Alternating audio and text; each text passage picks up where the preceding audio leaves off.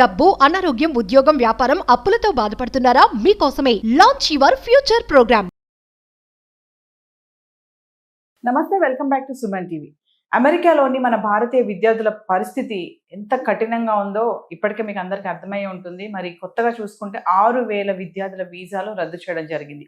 అందులో 4,000 మందివి నేర ప్రవృత్తి గలవారు. ఎందుకంటే గతంలో ట్రంప్ చెప్పినట్టుగా గవర్నమెంట్ సంబంధించి సోషల్ మీడియాలో ఎలాంటి పోస్టులు పెట్టినా, ధర్నాలు చేసినా, దాడులు చేసినా వీసాలు రద్దు చేస్తారని ఇప్పటికే చెప్పడం జరిగింది. మరి ఈరోజు చూసుకుంటే 6,000 వీసాలు రద్దు చేశారు. మరి మన విద్యార్థులు, మన భారతీయ విద్యార్థులు అమెరికా చదువులు అంటేనే అయ్య బాబోయ్ అంటున్నారు.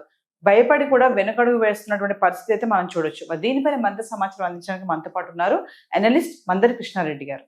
అమెరికాలో ట్రంప్ రెండోసారి అధ్యక్షుడిగా వచ్చిన తర్వాత అనేక మార్పులు జరిగాయి. దాంట్లో ముఖ్యంగా వలస వచ్చినటువంటి ఇతర దేశాల నుంచి వచ్చిన వ్యక్తుల్ని ఆ దేశానికి పనికిరాని వాళ్ళు ఎవరున్నారు, ఆ దేశానికి వాళ్ళ వల్ల లాభాలు సరిపడని పరిస్థితి ఏర్పడితే వాళ్ళని పంపించాలనేటువంటి ఒకే ఒక ఎజెండా తోటి పనిచేస్తున్నాడు ట్రంప్. దాంట్లో భాగంగా అనేక రకమైన కఠినమైనటువంటి నిర్ణయాలు తీసుకోవడం మనం గతంలో చూసాం.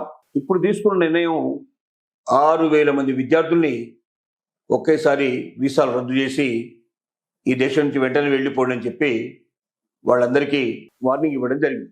ఇది ఊహించిన పరిణామమే కానీ సడన్గా రావడం వల్ల అక్కడున్న విద్యార్థులు తట్టుకోవడం చాలా కష్టం అవుతుంది. దాంట్లో సుమారుగా 4,000 మంది నేర ప్రవృత్తి కలిగిన వాళ్ళు, నేరాలు చేసిన వాళ్ళుగా అని చెప్తున్నారు. నేరాలు, రకరకాల నేరాలు దీంట్లోపల ముఖ్యంగా దొంగతనాలు చేసిన వాళ్ళు కూడా ఉన్నారు. దీంట్లో చిన్న చిన్న దొంగతనాలు, దాంతోపాటుగా డ్రైవింగ్ కేసుల్లో దొరికిపోయిన వాళ్ళు చాలామంది ఉన్నారు.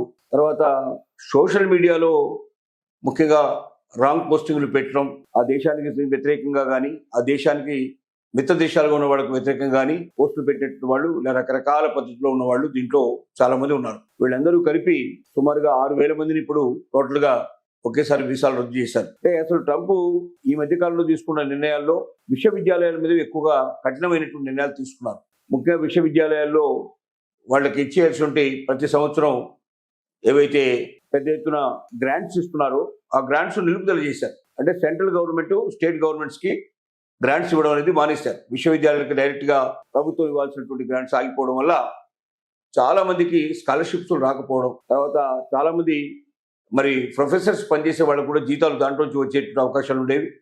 దానివల్ల చాలామంది ప్రొఫెసర్స్ మానేయడం జరిగింది. అలాగే స్టూడెంట్స్కి వీసాలు మరి వచ్చినా కూడా దాంట్లో వారికి వేతనాలు రాకపోవడం వల్ల, ఉపకార వేతనాలు రాకపోవడం వల్ల, స్కాలర్షిప్స్ రాకపోవడం వల్ల వాళ్ళు కూడా చదువు మానేయాల్సిన పరిస్థితి ఏర్పడింది. అలాగా చూసుకుంటే ఇప్పటికే విశ్వవిద్యాలయాల్లో 20 నుంచి 25% వరకు దాదాపుగా విద్యార్థుల సంఖ్య తగ్గిపోయింది. చాలా యూనివర్సిటీ లోపల, క్లాసుల లోపల వెలవెలబోయే పరిస్థితి ఏర్పడింది. క్లాస్ రూమ్స్ కూడా నిండుగా స్టూడెంట్స్ లేనటువంటి పరిస్థితులు ఏర్పడ్డాయి. కారణం ఏంటంటే ట్రంప్ ఆలోచించేది ఒకటే, వీళ్ళ వల్ల ఇక్కడికి వచ్చి ఇక్కడ ఉద్యోగం చేసుకొని ఈ ఉద్యోగం మీద ఆధారపడి అలాగే ఇక్కడ చదువుకోవడం కానీ, ఇక్కడ జాబ్ చేసుకోవడం కానీ చేద్దామనే ఉద్దేశంతో వచ్చిన వాళ్ళు మాకు అక్కర్లేదు. మాకు కావాల్సిన వాళ్ళు ఎవరంటే ఆల్రెడీ అక్కడ పూర్తిగా తయారైపోయి ప్రతిభ విపరీతంగా ఉన్నవాళ్ళు, మేధస్సు కలిగిన వాళ్ళు మా దేశానికి వచ్చి ఆ మేధస్సు ద్వారా ఇక్కడ డబ్బు మరి ఎక్కువగా పెరిగేటట్టు చేయడం కానీ, అవకాశాలు ఎక్కువ పెరిగేటట్టు చేయడం కానీ, మేధస్సును ఎక్కువ పెంచేటట్టు పరిస్థితి ఉండటం కానీ ఉండాలి. లేదంటే డైరెక్ట్గా వాళ్ళు డబ్బుతోటే వచ్చి ఇక్కడ పెట్టుబడులు పెట్టి తద్వారా ఇక్కడ ఉన్నట్టు వాళ్ళకి ఉద్యోగ ఉపాధి అవకాశాలు కల్పించేటువంటి పరిస్థితులు ఉండాలి. అలాంటి వాళ్ళు మాత్రమే మాకు కావాలి తప్ప మిగిలిన వాళ్ళందరూ ఈ దేశానికి వెళ్ళిపోవాలని ఒక రకమైన నిబద్ధతతోటి పనిచేస్తూ ఉన్నాడు, నిర్ణయంతో, ఆలోచనతో ఉన్నాడు. ఇలాంటి మొండి ఆలోచనతో ఉండేటువంటి ట్రంప్ను మార్చడం చాలా కష్టం. అందుకే రోజు రోజుకి ముఖ్యంగా భారతీయ విద్యార్థుల పరిస్థితి మరింత దిగజారిపోతోంది. ఏ చిన్న తప్పు చేసినా, చిన్న పొరపాటు చేసినా, ఒక వార్తని ఫార్వర్డ్ చేసినా, అంటే తను సృష్టించకపోయినా ఎవరో సృష్టించి తనకు పంపిస్తే తను దాన్ని తన ఫ్రెండ్ సర్కిల్ వరకు పంపించినా సరే, అది అమెరికాకు సంబంధించిన లేక అమెరికా మిత్ర దేశానికి సంబంధించిన ఏదైనా వ్యతిరేకమైన వార్త కానీ, లేక దాన్ని వాళ్ళు ఏదైనా ఒక నినాదం ఇచ్చేటువంటిది కానీ, లేక తీసుకున్న నిర్ణయాలు ఏవైనా పొరపాటుగా ఉన్నాయని చెప్పడం కానీ, ఇలాంటివి ఏం జరిగినా వాటి మీద కఠినమైన నిర్ణయాలు తీసుకుంటున్నారు.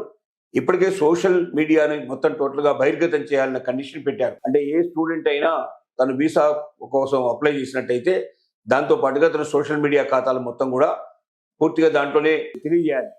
ఆ తెలియజేసిన ఖాతాల్లో ఆల్రెడీ డిలీట్ చేసినటువంటి వార్తలను కూడా తిరిగి వాళ్ళు ఓపెన్ చేసుకొని చూసుకొని వాటిలో ఏదైనా సరే అనుకూలంగా లేనటువంటి ఏమైనా వార్తలు ఉంటే వాళ్ళని కూడా వెనక్కి పంపిస్తున్నారు. అంటే ఇక ముంచి భవిష్యత్తులో అసలు భారతీయ విద్యార్థులు కానీ లేక వలస వచ్చినటువంటి విద్యార్థులు కానీ మరి అమెరికాలో ఉండి ఏదైనా జాబ్స్ చేసుకొని చదివి వాళ్ళు ఉద్యోగాలు కూడా సంపాదించుకునే పరిస్థితుల్లో వాతావరణం పూర్తిగా పోయింది అని చెప్పక తప్పదు. అందుకే రోజు రోజుకి అమెరికా వెళ్ళే వాళ్ళ సంఖ్య తగ్గిపోతోంది. వెళ్ళే వాళ్ళలో 50% దాదాపుగా మానేస్తున్నారని చెప్తున్నారు. అలాగే వెళ్ళిన వాళ్ళలో కూడా 25% దాకా వెనక్కి వచ్చే పరిస్థితులు ఉన్నాయంటున్నారు.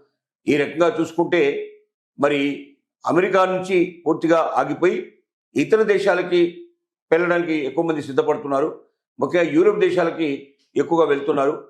యూరోప్ దేశాలకు మరి వెళ్ళే వాళ్ళ సంఖ్య పెరుగుతోంది, అమెరికా వెళ్ళే వాళ్ళ సంఖ్య తగ్గుతోంది.